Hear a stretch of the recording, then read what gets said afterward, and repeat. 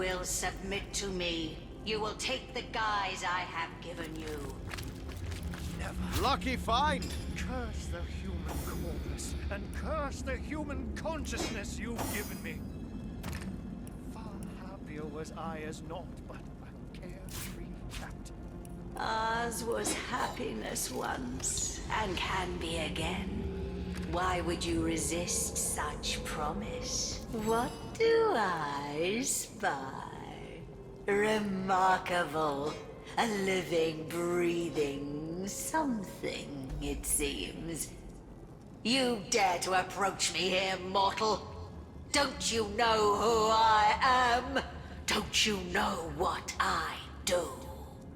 The sister of the king, of course. The phantom of the woods, of course. The mother of all corpses, of course. The ruler of the dead. It is self-evident. I am Cassandra, queen of the Phantom Forest. And you have come where you are not welcome. The only king, Brachus Rex. He rules all of Rivellon, and I, his double, rule too. For a time, at least. We were forged together by our very souls, and all that was his was mine, and all that was mine his. But it's no wonder you haven't heard of me. He's gouged me from history, one statue, one tablet, one scroll at a time. But make no mistake, I live. Strange, isn't it? How a love greater than the gods themselves can tear you from time. But time matters little to me anymore. No, it floats past me unfelt as light upon a blind eye. To hide his weakness, to conceal his greatest misdeed. My brother was a kind ruler before he became a rabid tyrant, but his descent into madness was swift. Power he gained, and with it, a terrible fear of death that hounded him ceaselessly night and day.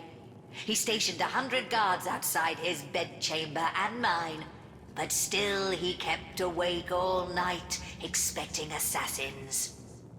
He soon determined that he must diminish his risk. I, his sister, forged to his soul, was his greatest liability. My death would spell his, and so he sought to break the bond between us. My brother is a clever sort. Once he sets his mind to a task, it's good as done. Brachus discovered that while we lived, the forge could not be broken. But this did not deter him, no. For Brachus, there are only temporary difficulties. And so he turned me into an immortal creature. Living, yes, but wedded to death. A lich, destined to roam, ever half alive among the world of the living. We were lost to one another. We who had walked hand in hand through all of life. We who shared each thought, each trial with perfect understanding between us. I was cast out and aside. And Brachus, empowered by his new freedom, went on to rule. But I've never forgotten his betrayal. No, I've spent centuries searching, seeking, until the perfect solution appeared before me. How better to have guaranteed my brother hated his own cold, cruel heart than to make him feel my torment. I discovered how to restore our soul forge, and I determined to bind our souls once more. The torment of the never-arriving grave would have haunted him as it haunts me. The pain his betrayal caused me would have been his to savor. But in the end, my brother found a worse fate than any I could have devised. Source King that he was. Brachus was stricken down not once, but twice. First deposed, then resurrected, then defeated once more. I can think of no finer torture for that proud madman than to come to the cusp of glory, only to be cast back down for all time. Is that so? You, a frail mortal, laid low the eternal crown of Brachus Rex? How sinfully inglorious. Yes, how humiliating for the so-called Lord of Chaos to find himself run through by a slave to age and order. I do believe thanks are in order. To show my gratitude, I will allow you to roam my woods at your own discretion.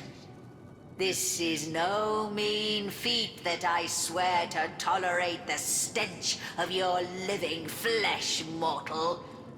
Take it as a tremendous honor. Is that so? And how might I weigh the debt of a mortal? Could you do more for me than, say, a boar, a wolf? Does your kind not serve me best when the lovely blush of rot swells along your delicate hide?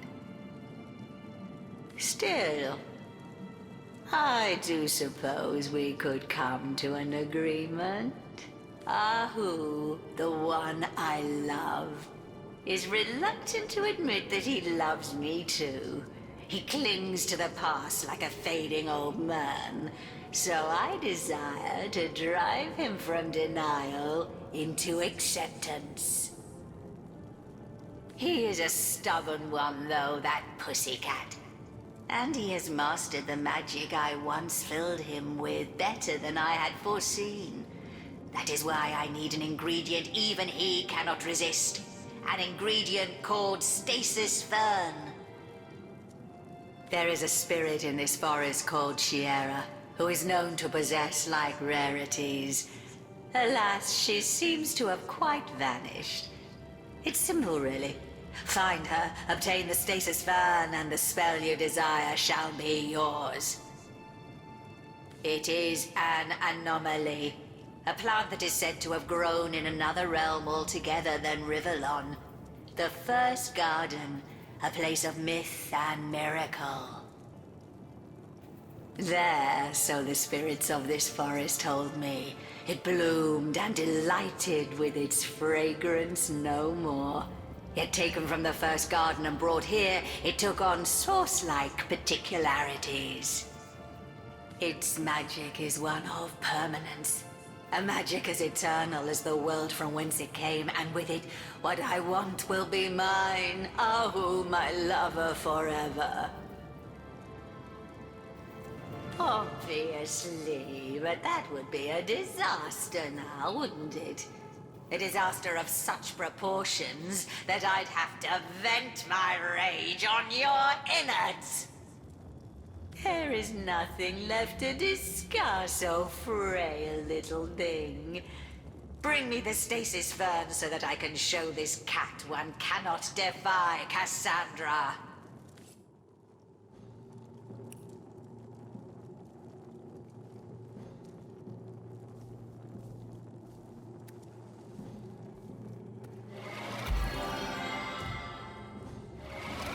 I've yet to peel the flesh. You were all... Source Hunter, how glad I am to see you. Tread carefully.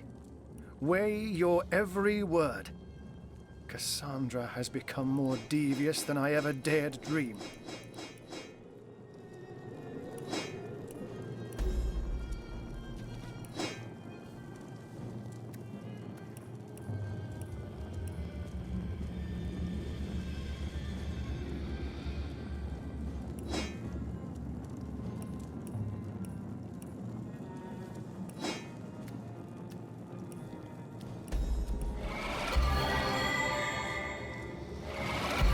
You hit the nail on the head, Hunter. That is exactly what Cassandra wants to do. Kill the part of me that is cat, and claim for herself that which is human. No! I cannot bear it. I cannot. I am a cat, and always was. I remember my many siblings. My mother giving us suckle, licking me clean with a gentle purr. Yes, I remember the freedom of a pre-conscious existence. That is who I am, not a man. For what is it that humanity has given me? Nothing but suffering. Nothing but hurt and heartbreak. So stop her, Hunter. For the love of the Seven, stop Cassandra. To be human for all time is a fate worse to me than death. All too well. Even in my human guise, I'd have gone quite as white as I am now at the mere mention of that otherworldly wonder. Stasis Fern. In Cassandra's hands, an instrument of ultimate torture. Ambrosia in my own. She'd use it to consolidate my human form everlastingly. You cannot let her have it at any cost. But should you find it, Hunter, please bring it to me instead. With Stasis Fern, that ultimate catnip, I can become the being I most desire to be. A cat once more and forever.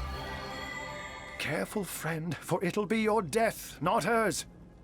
She boasts that the magic she weaves makes her immortal, and I don't doubt the might of her sorcery. Nevertheless, where there is source hunters follow. Perhaps there may be a weakness in her fortifications still.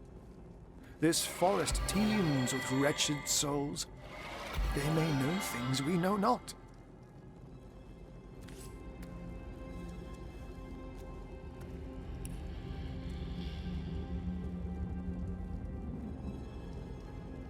You will submit to me. You will take the guise I have given you. Never. Curse the human corpus, and curse the human consciousness you've given me. Far happier was I. How she leers at me. I can read the depths of madness in her eyes. Gods.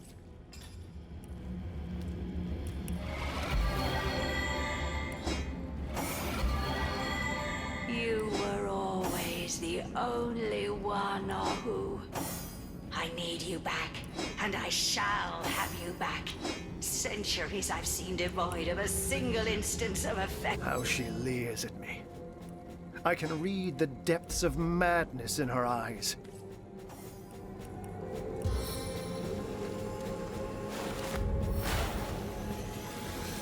Sweet relief. You will submit to me. You will take the guise On the I mend. have given you. Never. Curse the human. Sweet relief. Sweet relief.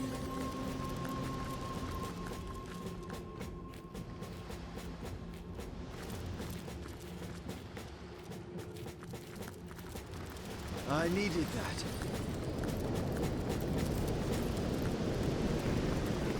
On the mend.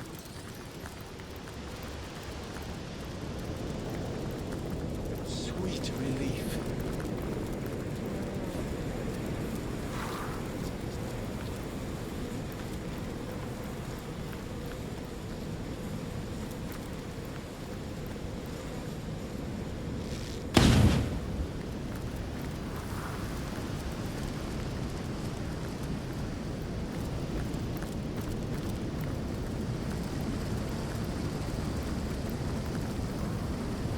Fuxo, ekel diridos.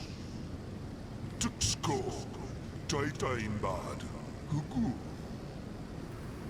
Tugaxot, Titain, Tugur, Tuxio, Fukor. Real fast, or.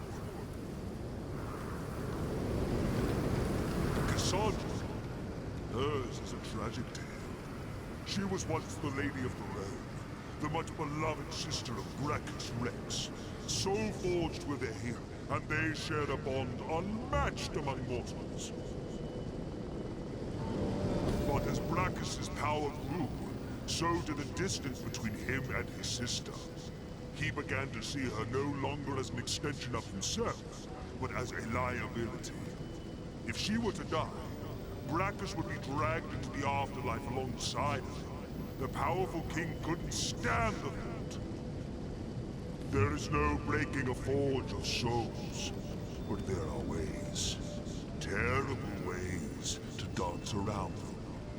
Bracchus, an accomplished sorcerer in his own right, decided that he would sever himself from Cassandra at any cost. And so he transformed her into a lich, half living and half dead. Unable to die, she no longer threatened him. But hers was a cursed life. She sought death like a moth seeks the flame, worshipped it as her one and only idol. She fled to these forests, where she could find a kind of solitude in which to mourn her fate. Here she clutches death about her like a shroud, and any fool enough to approach her is invited to share her fate. A lick is a lick, Guardian. Burn its bones, and it becomes vulnerable.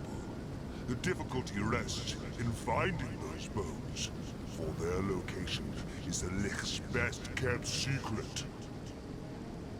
Her body rests in the Temple of the Dead, where only corpses can enter. Well hidden are her bones, but the careful seeker will surely find them.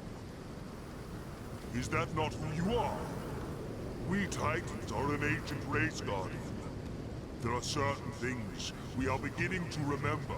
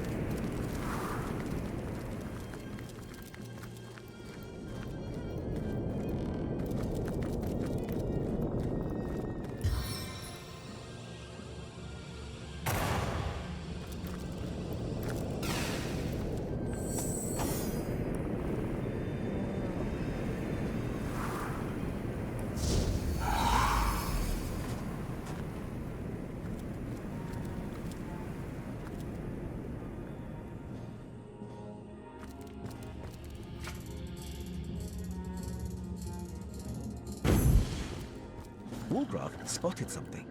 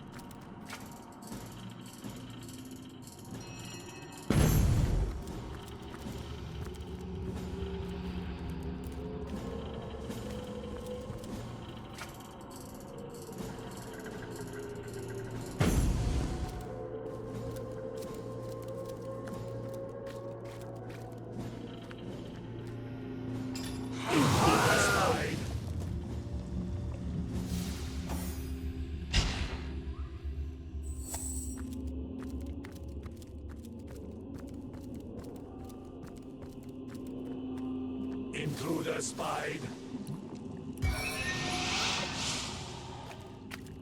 Intruder spied. Intruder spied. Our spirit? Where has she? Cassandra, our mother, our queen, our killer, our corpse.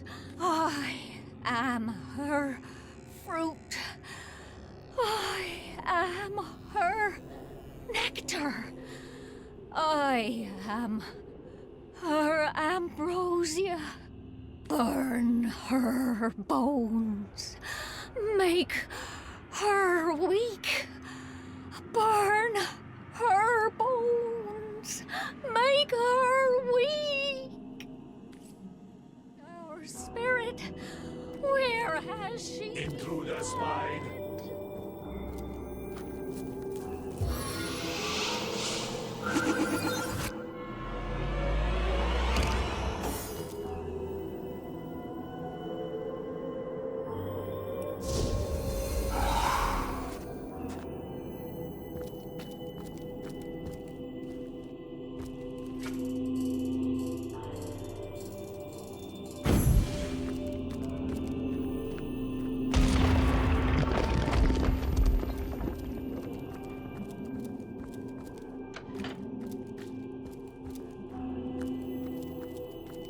Woolgraf rummages around in some of the nearby bushes. He must have spotted something. Spied. She cannot be defeated. She will not die.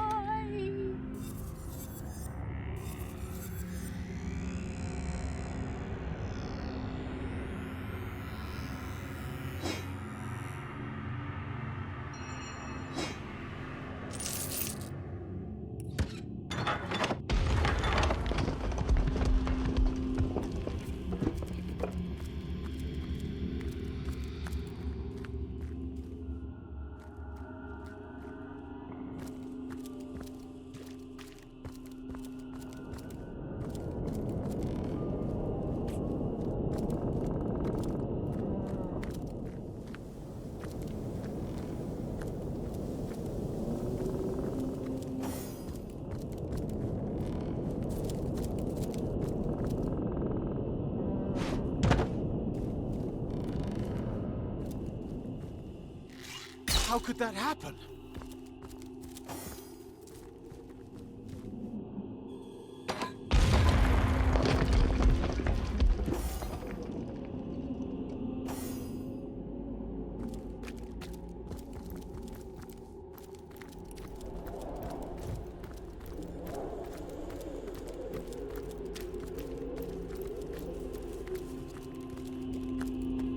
The Temple of Death welcomes only its likeness.